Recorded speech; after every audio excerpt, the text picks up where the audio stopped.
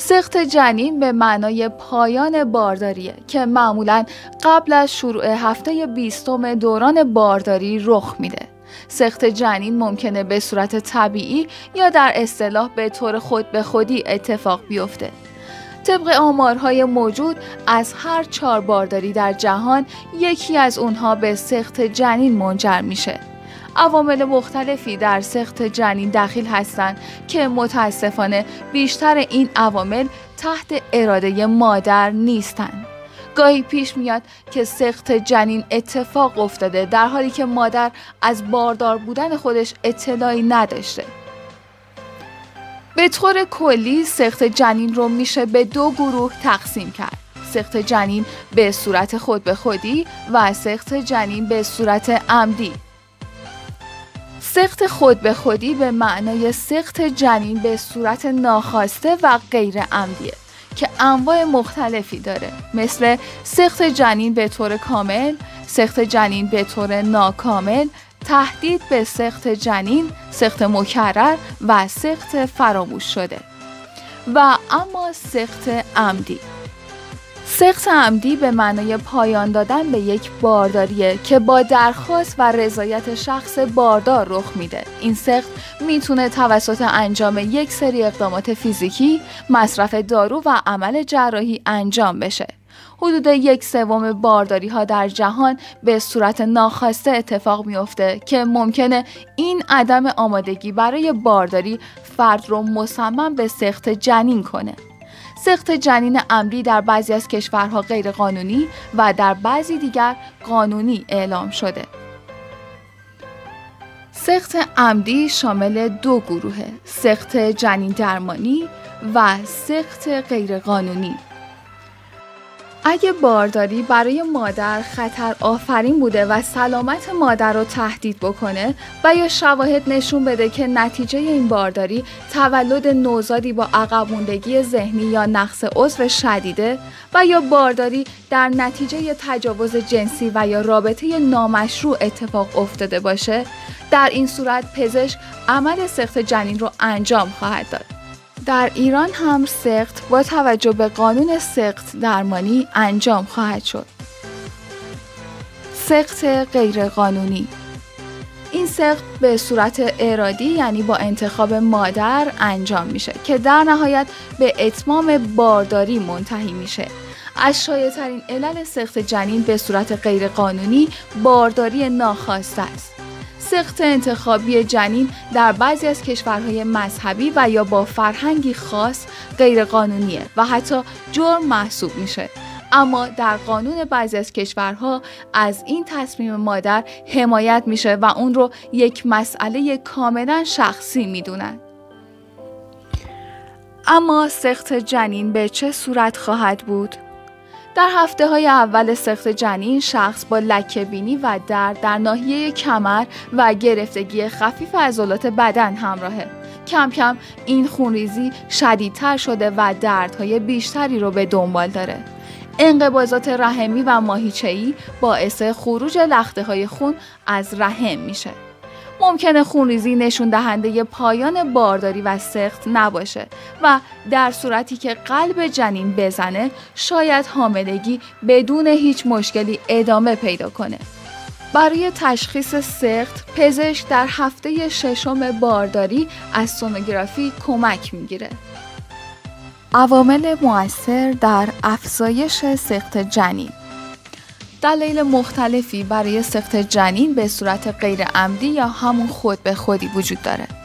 یکی از این دلایل مشکلات کروموزومیه که ناشی از ناهنجاری‌های کروموزومی پدر و یا ناهنجاری‌های تخمک مادر خواهد بود.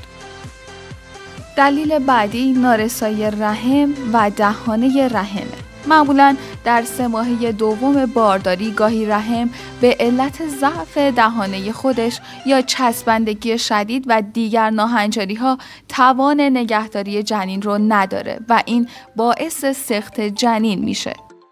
دلیل سوم بیماری‌های مادره. اگه مادر مبتلا به دیابت و یا کمکاری یا پرکاری تیروئید باشه، ممکنه تنظیمات سوخت و ساز بدن به درستی انجام نشه و در نتیجه شاهد سقط جنین باشه. مشکلات انعقادی خون و بیماری‌های سیستم ایمنی هم در افزایش خطر سقط جنین نقش دارند. پس باید قبل از اقدام به بارداری جهت کنترل بیماری‌ها به پزشک مراجعه کرد. چهارمین دلیل افزایش دهنده سقط جنین بی‌نظمی هورمونیه. بی‌نظمی هورمونی که بیشتر به علت کمبود یا عدم تولید پروژسترون در تخمک هاست، یکی از علتهای اثرگذار در کاهش کیفیت تخمک و در نهایت سقط جنینه.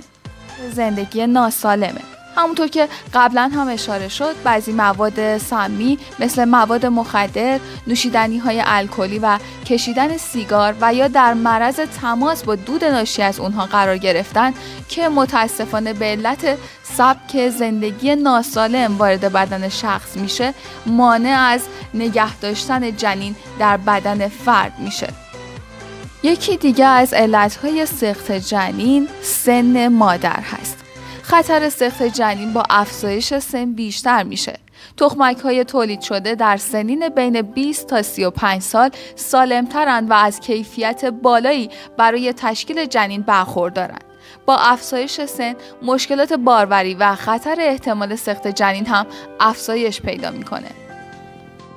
داشتن سابقه سقط جنین، مصرف بعضی داروها، چاقی و اضافه وزن و آلودگی محیطی، تمامی اینها از عوامل افزایش دهنده سقط جنین هستند.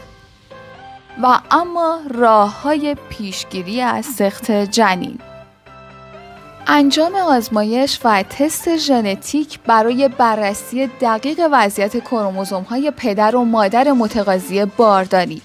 ناهنجاری‌های کروموزومی در اسپرم و تخمک از طریق این آزمایش قابل تشخیصند. نارسایی رحم یکی از دلایل سقط جنینه که قبلا به اون اشاره کردیم. اگر مادر دچار احساس فشار ناگهانی، خونریزی مداوم و یا پارگی کیسه آب بشه، باید به پزشک مراجعه کنه، چون این علائم از نشانه‌های نارسایی دهانه رحمه. پزشک با مشاهده نتیجه سونوگرافی دهانه رحم و بخیه و مسدود میکنه تا مانع از افتادن یا سقط جنین بشه. انجام یک سری فعالیت‌های ورزشی پیش از بارداری هم باعث کاهش ضعف رحم و در نتیجه در کاهش خطر سقط جنین بسیار تاثیرگذاره.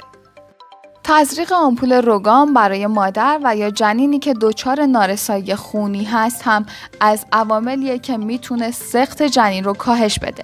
آمپول روگان آنتیبادی تولید شده رو خنثی میکنه و مانع از سقط جنین بعدی میشه. در صورت کمبود پروژسترون که برای بارداری ضروریه، پزشک در ابتدای بارداری و حتی در طول بارداری ترکیبات پروژسترونی تجویز میکنه تا از سقط جنین در هر مرحله از بارداری جلوگیری بشه. کنترل بیماری‌هایی مثل دیابت و یا کمکاری یا پرکاری تیروئید قبل از بارداری توسط مصرف دوز مشخصی دارو زیر نظر پزشک باید انجام بشه. اگه به نوشیدنی‌های الکلی، سیگار و یا دیگر مواد مخدر اعتیاد دارید، باید قبل از هر اقدام بارداری اونو ترک بکنید. از مواد غذایی سالم استفاده کنید و ورزش رو در فعالیت‌های روزانه خودتون بگنجونید.